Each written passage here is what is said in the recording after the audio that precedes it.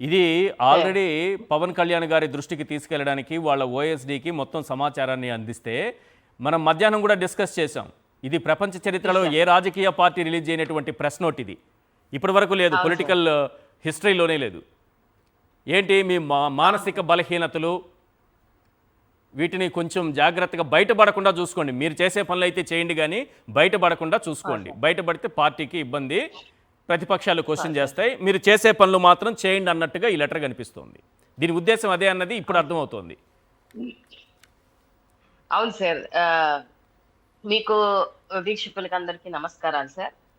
First of all బాధితురాలు ఎవరైతే ఉన్నారో నిజంగా మీకు హ్యాట్స్ ఆఫ్ అమ్మ. అసలు ఎంత అమ్మాయి చెప్తుంటే ఎంత స్ట్రగుల్ అనుభవించింది అని అనేది చాలా చాలా క్లారిటీగా అర్థమవుతుంది సార్. అమ్మాయి ఎంతో పెయిన్ అనుభవించి ఒక పక్క వాళ్ళ పేరెంట్స్ కి చెప్పి ఇంట్లో వాళ్ళు వదిలేసి కొడుకుని పట్టుకొని పోయి తర్వాత పార్టీకి సంబంధించిన పెద్దలు ఎవరైతే సీట్ ఇప్పించారో వాళ్ళకి చెప్పి లేదు అట్లీస్ట్ ఆ పార్టీకి సంబంధించినటువంటి నాయకుడు పవన్ కళ్యాణ్ గారు ఉన్నారు, ఆయనకన్నా చెప్తే ఏమన్నా న్యాయం జరుగుతుందేమో అనుకొని ఆ బిడ్డ చెప్పిన తర్వాత ఆ లెటర్ వచ్చిందని ఇప్పుడు అర్థమవుతుంది మనకి. జనరల్ గా ఆ లెటర్ వచ్చిన రోజు అందరం ఏమనుకున్నామంటే సార్, అసలు ఎందుకు ఈ లెటర్ సడన్ గా ఇది రిలీజ్ చేయడం ఏంటి, దేనికి సంబంధించిందని అందరం ఆశ్చర్యపోయాం. కానీ దాని వెనకాతల ఉన్నటువంటి పిట్టకథ ఇదే అని అర్థమవుతుంది. అంటే ఇలాగా ఎంతమంది ఆడబిడ్డల యొక్క బతుకులు నాశనం చేద్దామని అనుకుంటున్నారు సార్. వాడి బిహేవియర్ అమ్మాయి చెప్తుంటే నిజంగా భయం వేస్తుంది. 6 గంటలు నువ్వు ఒక అసెంబ్లీకి సంబంధించిన ఎమ్మెల్యేవి వాళ్ళ ఇంటి ముందు డోర్లు కొడుతుంటే ఒక చిన్న 3 years చిన్న బిడ్డను వేసుకొని అమ్మాయి ఎంత సఫర్ అయింటారు sir. It's not a simple thing. ఇప్పుడు ఏదో వచ్చేసి చెప్పేసినంత ఈజీ కాదు ఆ టైంలో అది ఫేస్ చేయడానికి.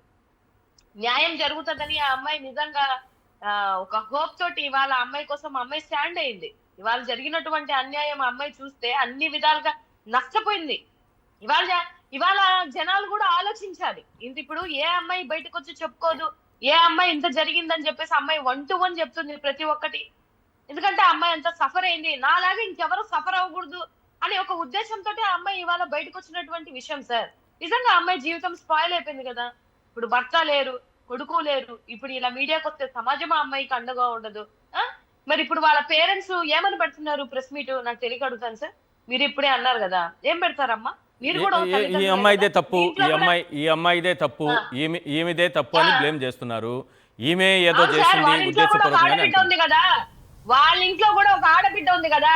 అమ్మాయి ఏం నోటి మాటలతో ఏం లెక్కలు చెప్పట్లేదు కదా, ప్రతి ఒక్కటి ప్రూఫ్ చూపిస్తుంది కదా, ప్రతి ఒక్కటి రికార్డింగ్ చూపిస్తుంది కదా. ఏం చెప్తారు ఇంకా? నీ కొడుకు ఆ వీడియోలు చేయలేదని చెప్తావా అమ్మా? ఇది పాయింట్. నువ్వు తల్లివే కదా, కాదు నువ్వు తల్లివే కదా, నువ్వు కూడా బిడ్డల్ని కన్నావు కదా. ఒక చిన్న బిడ్డని 3 years బిడ్డ ముందు ఆ తల్లిని కొడితే వాడు ఎన్నిసార్లు ఏడ్చింటాడో తెలీదా నీకు? ఇప్పుడు నువ్వు బయటకు వచ్చి ఏం చెప్తున్నావు? నా కొడుకు వీడియో కాదు, ఇది ఫేక్ వీడియో లేకపోతే ఏ వీడియో అని చెప్పుకోవడానికి వచ్చావా నువ్వు బయటికి? ఆ అమ్మాయి చూపిస్తున్నటువంటి చాటింగ్ ఏం చెప్పడానికి వస్తున్నావు? ఇది నా కొడుకుని కాదు ఈ చాటింగ్, వేరే వాళ్ళు చేశారని చెప్పడానికి వస్తున్నావా ఏంటి? తప్పు చేస్తే సార్ ఎవరైనా కూడా ఒక ఆడబిడ్డని నిజంగా అమ్మాయి ఇతనికి పెళ్లి కాలేదు కాబట్టి పెళ్లి చేసుకుంటాను అన్నాడు కాబట్టి నిజమే నమ్మింది, గొర్రెలాగా నమ్మింది. అమ్మాయి చదువుకున్నా కూడా నమ్మి మోసపోయింది. నమ్మి మోసపోయి సమాజంలో వచ్చి చెప్పుకుంటున్నప్పుడు ఒక తల్లి అయినా ఎవరైనా అమ్మాయి వైపు మాట్లాడాలి. కానీ ఇవాళ ఏం ఉద్ధరించడానికి మీరు ప్రెస్ మీట్ లో కూర్చున్నారు? వాళ్ళ పేరెంట్స్ బాధితురాల్ని బ్లేమ్ చేయొచ్చు, లేనిపోని ఆరోపణలు ఆమె పైన చేయొచ్చు, అపవాదులన్నీ ఆమె పైనే వేయొచ్చు, అన్నీ చేయొచ్చు. కానీ అతని వీడియోస్ చూస్తుంటే ఏం అర్థం అవుతుంది? అతని క్యారెక్టర్ తెలియట్లేదా వీళ్ళకి? కాదు సార్, వాడు అసలు ఎమ్మెల్యేనా ఏంది సార్? అసలు దరిద్రం ఇందాక నుంచి మేము పొద్దు నుంచి చూడలేక చచ్చిపోతున్నాం ఆ దరిద్రాన్ని. ఎమ్మెల్యేనా ఇంకేమన్నానా? ఎంత ధైర్యంగా ఆ పిల్లని కారులో తీసుకొని వెళ్ళి, ఇప్పుడు ఏ ఎమ్మెల్యే ఒక ఎమ్మెల్యే ఒక పిఏ ఒక సెక్యూరిటీ ఏదో ఒకటి ఉంటది కదా, ఎంత నీట్ గా స్కెచ్ చేసి ఆ పిల్లని తీసుకెళ్ళాడు సార్ అక్కడికి.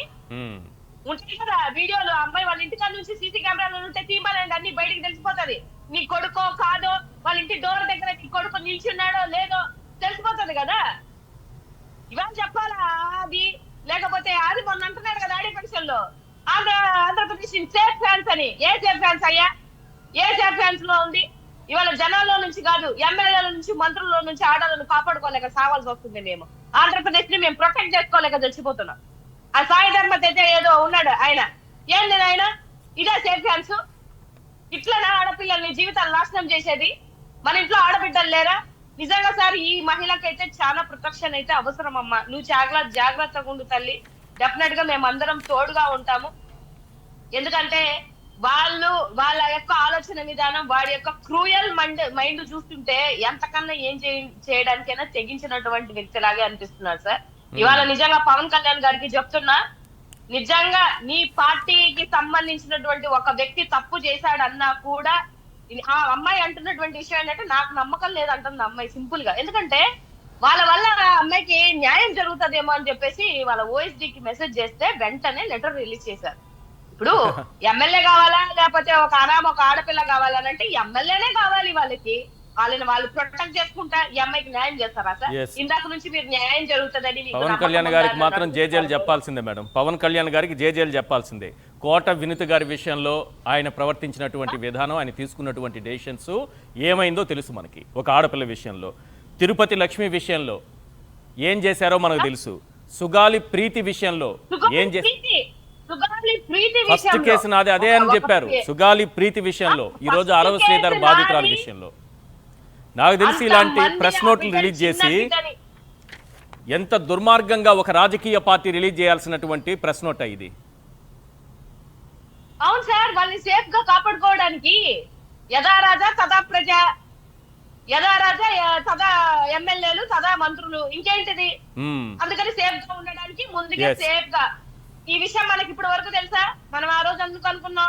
అవును, అసలు ఈ సస్పెన్స్ కి ఇది ఒక పెద్ద సస్పెన్స్ గా మారింది. కరెక్ట్. ఈ ప్రెస్ నోట్ వచ్చినప్పుడు ఏపీ పాలిటిక్స్ లో ఒక సస్పెన్స్ ఉండేది. అసలు ఏంటి ప్రెస్ నోట్, ఎందుకు రిలీజ్ చేశారు? మానసిక బలహీనతలు ఉంటాయి మీకు, ఎమ్మెల్యేలకో నాయకులకో, కొంచెం దాన్ని బయటపడకుండా జాగ్రత్తగా మీరు మేనేజ్ చేసుకోండి.